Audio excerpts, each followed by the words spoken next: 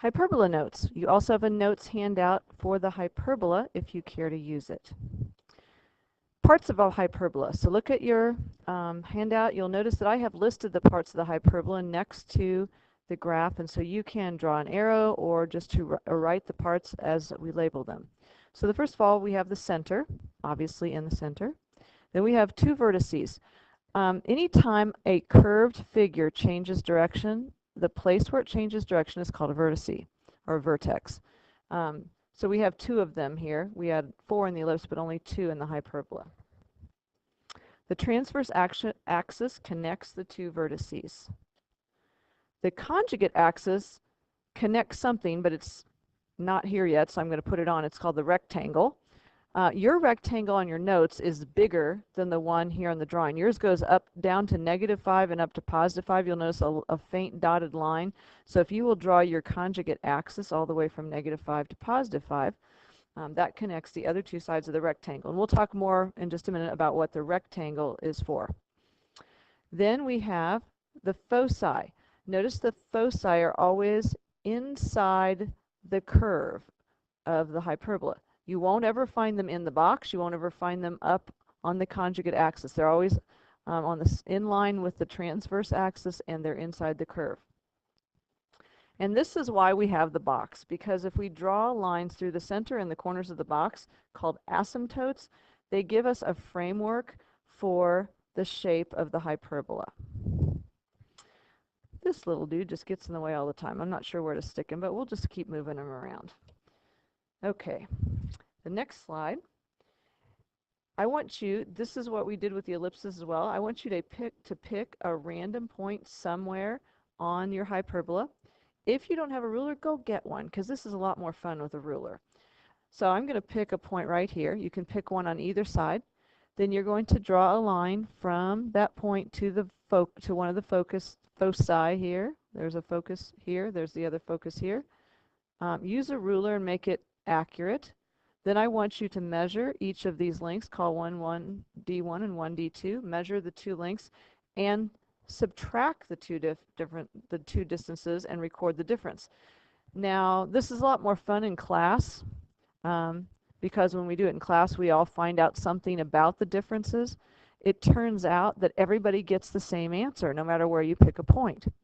And you should get a difference that actually corresponds to a special part on the hyperbola. So it turns out, if you subtract these two numbers, that you will get this distance between the vertices, the transverse axis. So the difference between D2 and D1 is actually the length of the transverse axis. Kind of a cool result. This leads us to the definition, which we're going to see on the next page. I'm going to go ahead and erase this. I don't know why I'm going to go ahead and erase that, but I should probably not have done that, because you might still have been writing it down, but you'll get it on the next page anyway. What we have here, it says the set of all points, the definition of hyperbola, the set of all points such that the difference of the distances from two given points called foci is a constant. In other words, everybody gets the same number. And D1, so if we were actually looking at some of the possibilities, so here would be some example of different points that people could measure and get these differences. But what always ends up is that D1 minus D2 is the length of the transverse axis, which is one of the blanks. I want you to write the length of the transverse axis for D1 minus D2. Anytime you need to pause, go ahead. I'm just going to whip through this so people who don't need to pause won't have to sit and wait. Okay, the next thing is to look at what makes the difference between opening up hyperbola in the horizontal direction and opening in the vertical direction. So notice the equation of the hyperbola opening in the horizontal direction. Notice the equation of the hyperbola opening in the vertical direction. And what is the difference in these two equations? Okay, I've got to get back to my PowerPoint. Every time I move this thing, it gets me stuck. Hopefully I can get back onto the PowerPoint. Nope, I'm still stuck. There we go. Well, you'll notice that in this one, the first one, the x term is positive, and in the second one, the x term is negative. You know what, I probably could. No, I'll have to leave that up.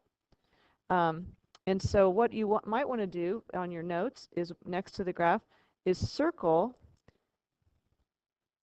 what's positive and just put this is the positive term. And do the same thing with your x squared on the other graph. Finding the focus.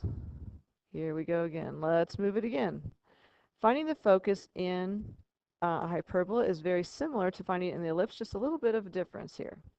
So first of all, let's figure out where A and B and C are. A is still the distance from the center to the vertex along the main axis, in this case the transverse axis. B is the distance from the center to the edge of the box on the conjugate axis.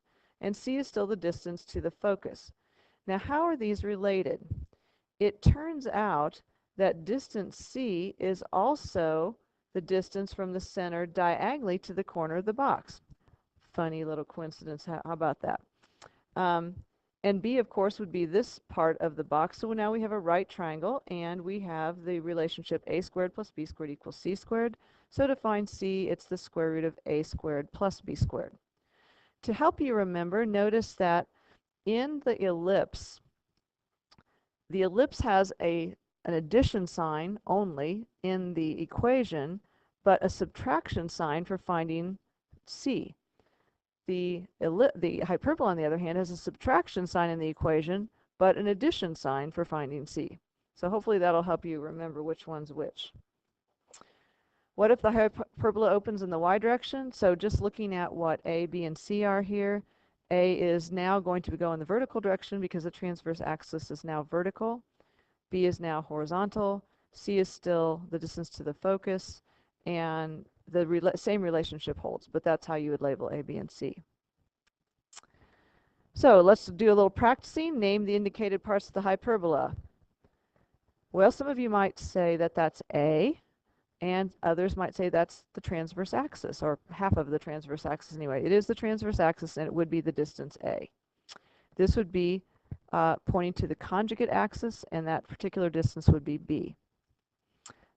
A vertex, a focus, and an asymptote. Now let's do a little summarizing. Standard equations for hyperbolas centered at the origin. So I'm pounding this one into your brain. If it has an x squared that is a positive, it's going to open in the x direction. I would suggest maybe drawing a little sketch of this graph next to the equation on your notes. If the y term is the positive term, the graph opens in the y direction. So draw a little sketch of a graph opening in the y direction next to this equation in your notes. Now the next thing that follows is a series of summary statements about hyperbolas. First of all, the first one says that the hyperbola opens, let me go back here, the hyperbola opens in the direction of the positive term. Next, for hyperbolas, a squared is always in the denominator of the squared term. I'm sorry, I don't know what I just said. A squared is always the denominator of the positive squared term in standard form. Secondly, A is not necessarily bigger than B, and we're going to see that in an example in a minute. And 3, the distance to the foci, C is equal to A squared, the square root of A squared plus B squared. A nuclear power plant. I don't know how many of you have ever seen a nuclear power plant with a cooling tower like this. I took a picture of this in southern Indiana when we were on vacation one time, and I saw it in the distance, and I said to my husband, I need to take a picture of that for my pre-calculus class. Could you please go drive by it? So that's what we did. And what's interesting is down at the base here, you could see water running. There's apparently like a double layer of this structure, and water runs in between the layers to cool off the nuclear power thing inside. I don't really know how it all works. This turns out to be an extremely strong structure, and we'll talk more about this when we talk about rotated conics, but that's why it is used for a cooling tower for a nuclear power plant. Okay, an example problem. Graph the equation including asymptotes and foci. So let's take a look here. Um, which direction is it going to open? Well, the x term is the positive term, so we know it's going to open in the x direction. So underneath x, we see 1. So a is going to be plus or minus the square root of 1, which is plus or minus 1. So that means we're going to go 1 from the center, either direction, to start building our hyperbola. Then b is equal to plus or minus the square root of 15. And you're saying, Mrs. Taylor, that's not a nice number. But it's not that bad. We can work with it. So that's going to be plus or minus about 3.9, because it's really close to 4, because square root of 16 is 4. So we can say 3.9. And we'll just go up almost 4 in the y direction, in both directions from the origin. So there's our 3.9. Now, if this were an ellipse, we would just draw an ellipse with those 4 points, but it's a hyperbola. So when we draw a hyperbola, those 4 points show us where our box is. So we have a box denoted by dotted lines. It doesn't have very nice corners, as you can see, going all the way across. Here's our box. Now, we're going to need our asymptotes, because we can't draw the hyperbola without the asymptotes. Since this is a long, skinny box, I'm going to start from the center and then just aim towards the corner of the box to try to keep my lines as straight as possible. And down to the other 2 corners. I would suggest that a ruler would be a good thing for assignments in this chapter. Now, just based on the box, I could draw a hyperbola going inside the skinny part of these cross lines, and it would be facing the y direction, but I know from the fact that my x squared term is positive that it goes in the x direction. So let me show you how to correctly draw a hyperbola.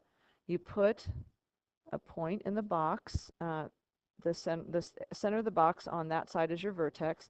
Then you're just going to draw it so that the hyperbola just goes right alongside the asymptotes. So basically like this. It does not do this. That's bad. You don't want to make it do that. I'm going to erase that. It goes along the asymptotes. As a matter of fact, the asymptotes are lines, and so as the hyperbola moves away from the center, it looks more and more like a pair of cross lines. So it's very straight.